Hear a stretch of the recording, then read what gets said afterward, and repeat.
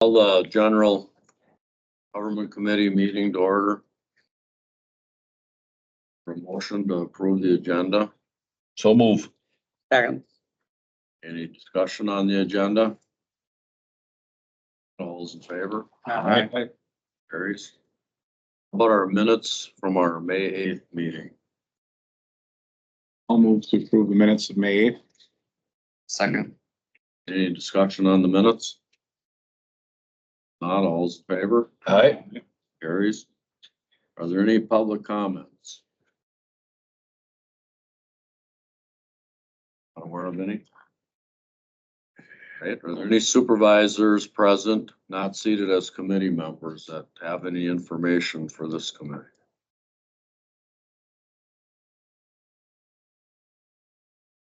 All right, well, a public works fee discussion. I can address that, Mr. Chair. This item was placed on two agendas, Public Works and General Government. Public Works forwarded this to the county board meeting next Tuesday for Committee of the Whole for discussion. So it was to be removed off this agenda.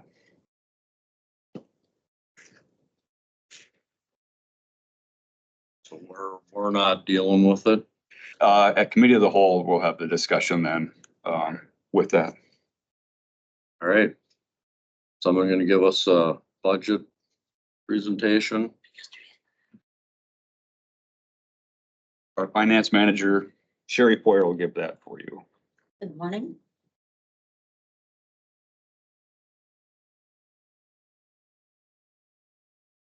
All right, as he stated, I am Sherry Poyer, Finance Manager. Thank you for letting me come up here and speak a minute. Don't have a significant update on the finance end for you today. Just kind of, here's our general timeline that gets us to passing the budget. Green dot where we are now. We have provided all of the input documents to the departments for them to review and work with us, started scheduling all of the meetings with the departments. And they should be bringing all of their priorities and yours, to your next committee meetings to discuss. You should start seeing fee schedules coming through next month for approval in August. But really not a whole lot going on from the finance end right now, kind of all in the department's court as they work through and try and find their cost savings to work through this year. So unless there are questions, nothing significant from my end. All right, Always good. All right, thank you. thanks. Yep, this is the time we're starting to calculate our estimates for sales tax and what we have available to do things. The bonding piece, putting that together, our fee schedules to see where we're coming in with revenues and seeing how that balances out with everything. So it's the heavy lift right now and just getting all that data prepared for the committees. All right, who's gonna lead us in our personnel policy discussion? It would be me. It would be me.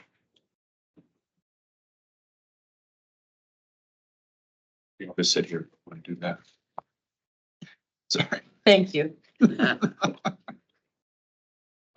personnel policy update, in your packet, there was the red line version of that. One of the requests was made to have a clean version. That's the one I passed out with you right now. Some of the things that we're doing and why we're doing it, our policy wasn't last updated until March of 2021. So it's been several years since we updated it. And what we found out, the policy didn't align with our handbook, causing a lot of confusion when issues came up. And to separate that, the personnel policy is what we govern by. That's what the board passes. Sets our guardrails down the road on where we travel. Our handbook is how we operate and how we apply those policies and stay within those policies. Our personnel policy was missing some key federal laws, and we touched on all of them in our policies. We just didn't identify them specifically that we're following these federal laws. So we wanted to make sure that we covered where we talked about disabilities and stuff, that we actually call out the Americans with Disabilities Act, just to cover ourselves that way.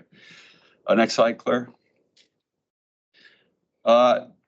Again, this is how we govern, is by this policy that the board sets this high overview on what we're going to do with it. Some of the stuff that has now been moved to the handbook is overtime and how that's calculated. That's scheduled depending on departments. Again, we have 23 departments working 23 different business models. So we have different requirements for each department along with schedules. The drug and alcohol use, as that plays into effect not only with hiring, but again, if we have CDLs and the federal laws and how that respects and getting our plow drivers especially end up doing a lot of those on the roads if they get run into. Recruitments, promotions, timekeeping, how we're doing that, and payroll processing all got moved to the handbook, which came out of here was more of an operational need versus a policy.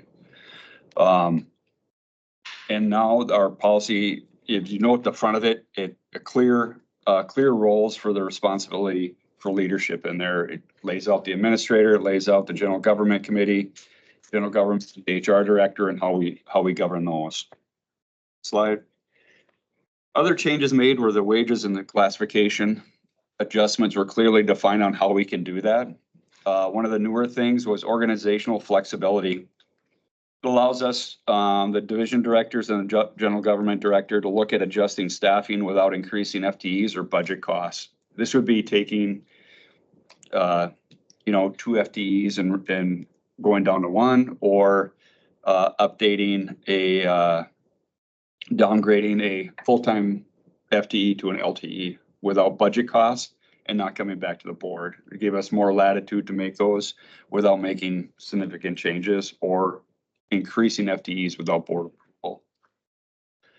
Position definitions were uploaded, so we can define FTE and limited and how they align with our calculations with the county. And that's part of the budget process. If we go through the budget process with our FTEs, included in our FTEs are naturally the board supervisors and our citizen members. They might be only a 0.025, but that all calculates out to another FTE as we go through it. So they're allocating anyone that has salary or that benefits, we account for that in our FTE system.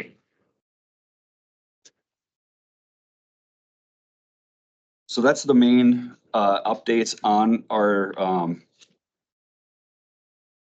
on the policy that we did itself. It's a lot of cleanup. It's a lot of, as you can tell by the markup, we've been going through this and we're still going through it with some pay rules as we switching vendors with our payroll computer system and how that calculates holidays for each one and all that. So I don't know if you had a chance to read it. If you have some comments, we do have our HR director here, Kim Kruger, for questions. But the clean version might give you a little better look at it without getting cross-eyed, looking at blue and red and what's been crossed out and what hasn't been crossed out.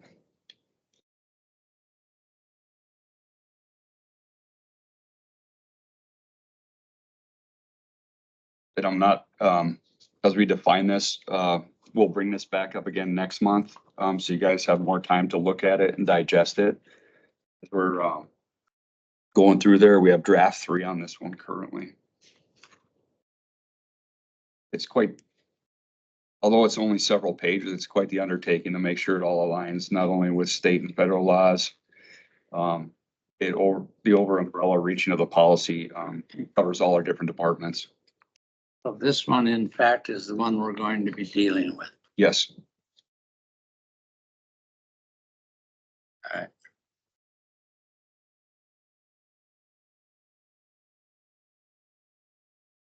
Anything?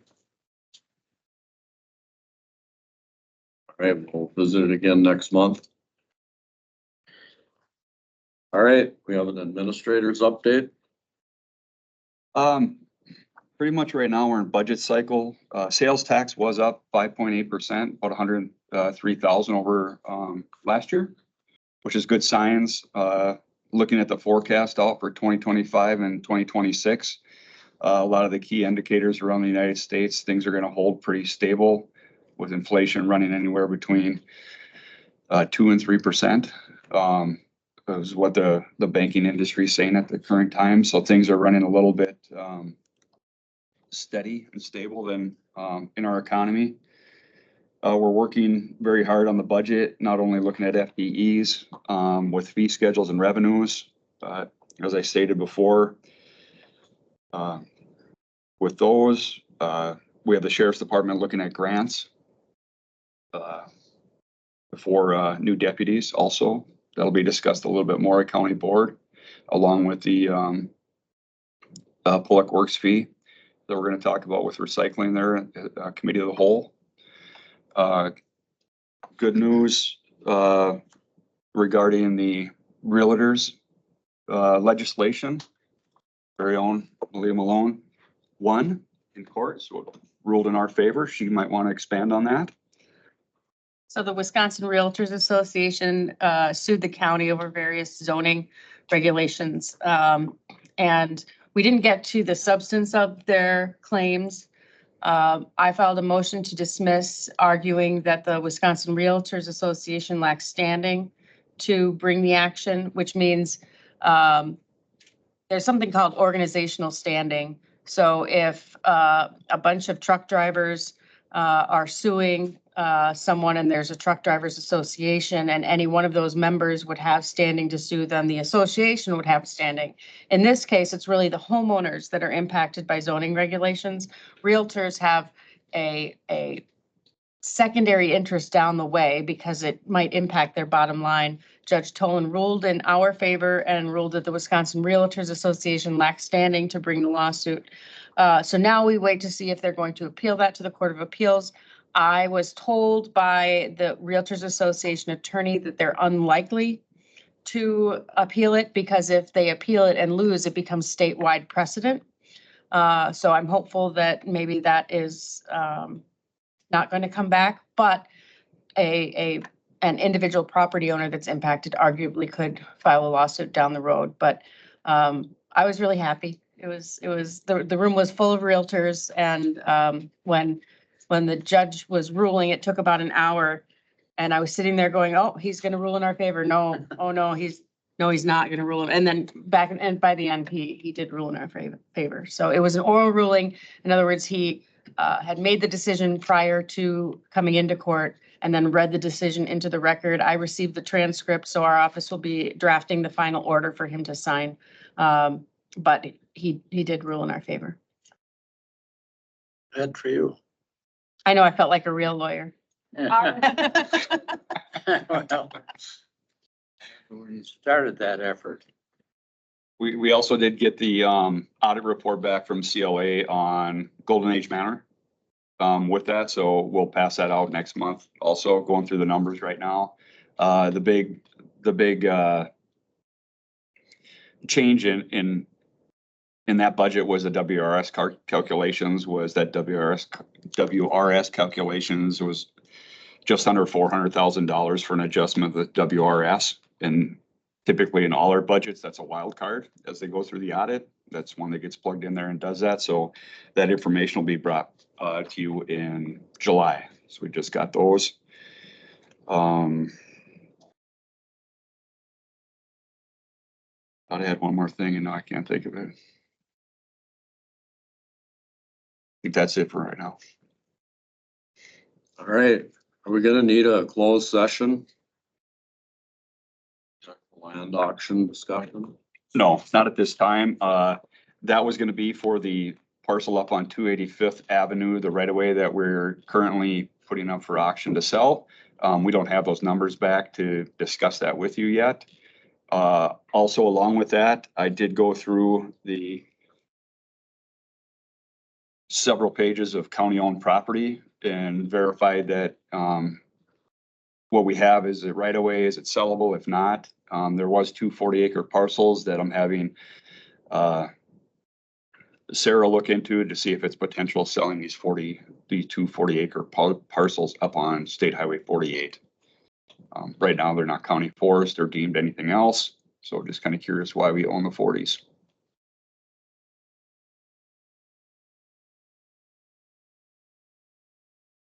Anybody got any questions or comments? All right, how's our work plan? Topic matters for our next meeting.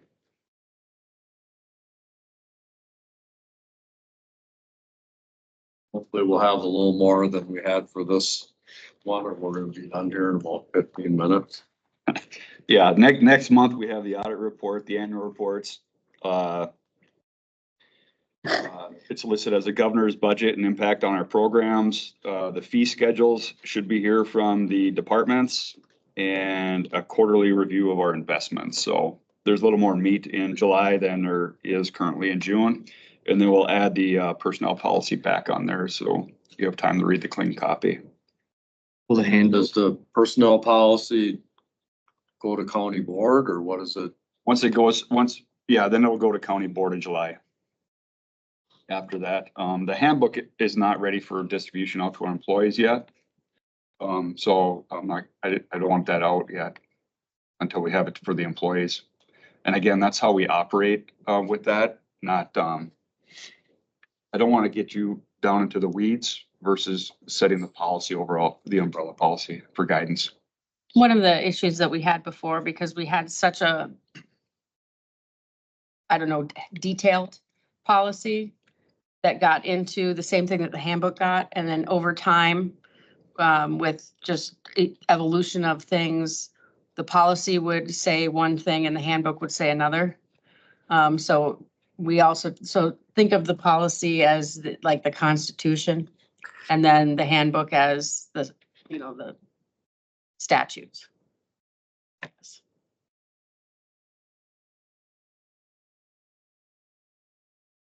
It's here in draft 3 and 82 pages long at the current state and forever growing, The handbook, yeah. the handbook.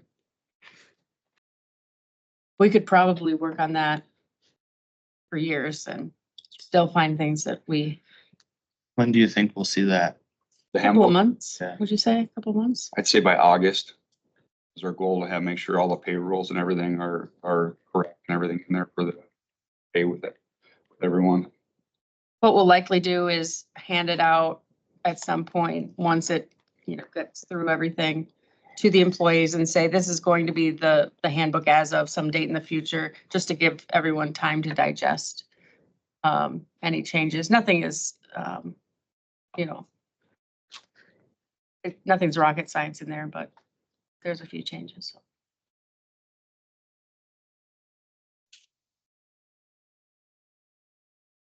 All right. Unless there's something else, we have one item to go. Make a motion to adjourn. Second. All right.